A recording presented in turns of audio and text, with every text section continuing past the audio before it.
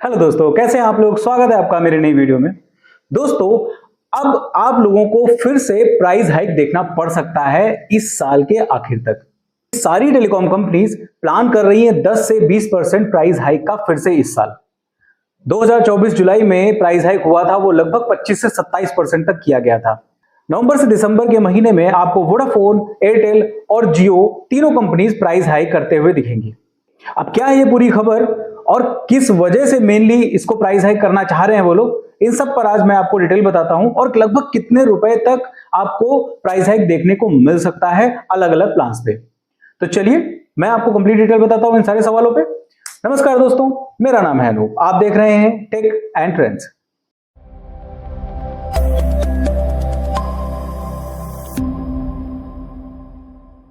अब दोस्तों देखिए, जियो, एयरटेल और वोडाफोन, इन लोगों ने जब 2024 में प्राइस हाइक किया तो बहुत लोगों को तकलीफ हुई कि इतना ज्यादा पैसा क्यों बढ़ाया जा रहा है। जहां पे 200 रुपए का रिचार्ज प्लान था वो 250-300 रुपए तक बढ़ के हो गया।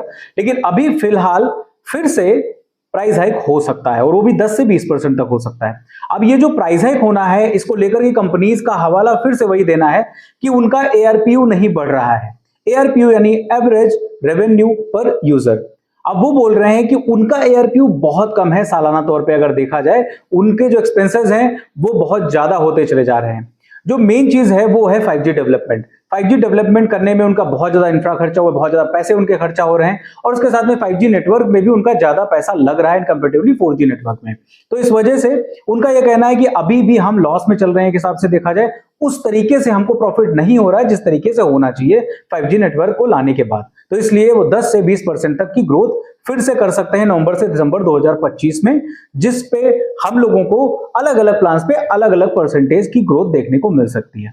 और एक बहुत बड़ा रीजन उनके द्वारा बताया जा रहा है इस प्राइस हाइक का, वो है इलेक्ट्रिसिटी और मेंटेनेंस का खर्चा। मतलब ये कि उनका कहना है कि 4G नेटवर्क में जितना भी उनका इंफ्रा लगा हुआ था, जितने भी उनके इक्विपमेंट्स लगे हुए थे, वो उतना ज्यादा इलेक्ट्रिसिटी भी कंज्यूम नहीं कर रहे थे जितना 5G नेटवर्क में उनकी इलेक्ट्रिसिटी ज्यादा कंज्यूम हो रही है, उसका बिल भी ज्यादा उनको आ रहा है। और ऊपर से मेंटेनेंस भी उतना ज्यादा नहीं था 4G और 3G में जितना 5G में ज्यादा है। उनके एम्प्लॉइज भी ज्यादा लग रहे हैं इसको मेंटेन करने के लिए, टावर्स भी ज्यादा लग रहे हैं कंपैरेटिवली 3G या 4G से। तो इसलिए उनके ऊपर जो एक्सपेंसेस हैं, जो मेंटेनेंस का खर्चा है, वो बहुत ज्यादा आ रहा है 4G और 3G के मुकाबले। अब अगर एआरपीयू की बात करें तो इस ग्रोथ से सारी कंपनीज टारगेट अपना कर रही हैं कि सालाना जो एआरपीयू है वो लगभग 300 रुपए के आसपास होना चाहिए पर यूजर, तब जाकर के वो मेनली प्रॉफिट में आ पाएंगी सारी कंपनीज।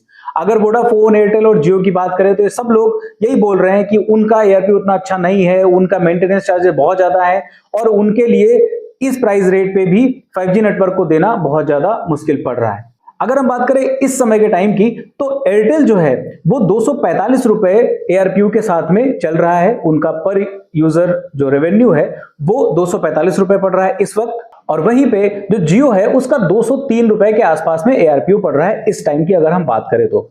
और वोडाफोन का तो एआरपीयू 200 रुपए के नीचे ही जा रहा है। वोडाफोन तो लॉस में ही चल रहा है, वोडाफोन का ये कहना है।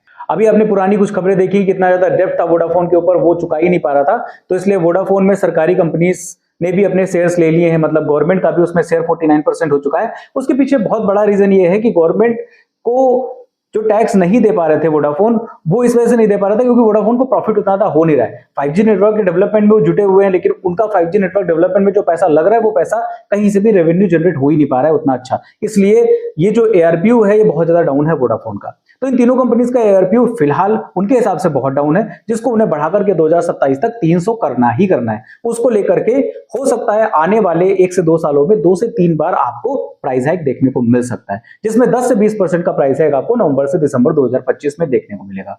जिसमें 200 रुपए या उससे नीचे के जितने भी रिचार्ज प्लान है उसमें आपको 10 से 12% का ग्रोथ देखने को मिलेगा।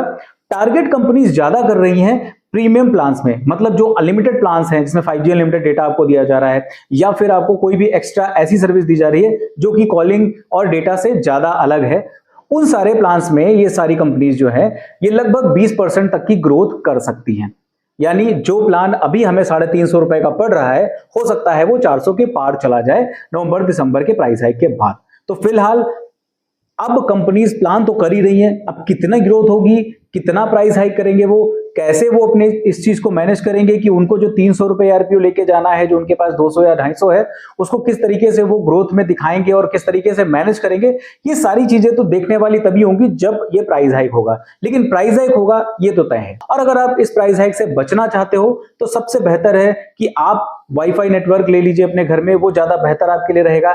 या फिर आप लॉन्ग टर्म प्लान भी एक साथ परचेज कर सकते हो, यानी साल भर का प्लान अगर आप ले लेते हो तो उसमें आपको कंपैरेटिवली सस्ता प्लान पड़ता है, और जब तक आपका ये प्लान चलेगा तो प्राइस हाइक के बाद वो प्लान में आपकी बढ़ोतरी तब तक नहीं होगी जब तक आप नया प्लान नहीं कराओगे। तो इन तरीकों से आप थोड़ा बहुत बचाव अपने आप को कर सकते हो अगर आप चाहो तो। फिलहाल आप अपनी राय जरूर बताइएगा इस प्राइस हाइक के बारे में, इस प्राइस हाइक की न्यूज के बारे में, कि क्या ये खबर हम लोगों के लिए सही है, क्या इस प्राइस हाइक से कंपनीज के नेटवर्क डेवलपमेंट में कोई फायदा मिलेगा, कुछ हमें फायदा मिलेगा पर्सनली या नहीं, ये आप मुझे अपनी राय जरूर बताइएगा। अगर आपको वीडियो पसंद आई है तो लाइक कर दीजिएगा और अपने दोस्तों तक भी शेयर कर दीजिएगा, ताकि उनको भी इस खबर के बारे में पता चल जाए और वो भी मेंटली तौर पे अपने आप को प्रिपेयर कर ले कि आने वाले टाइम में जहां हम 350 का रिचार्ज करा रहे हैं वो 400 या 450 रुपए तक भी हो सकता है।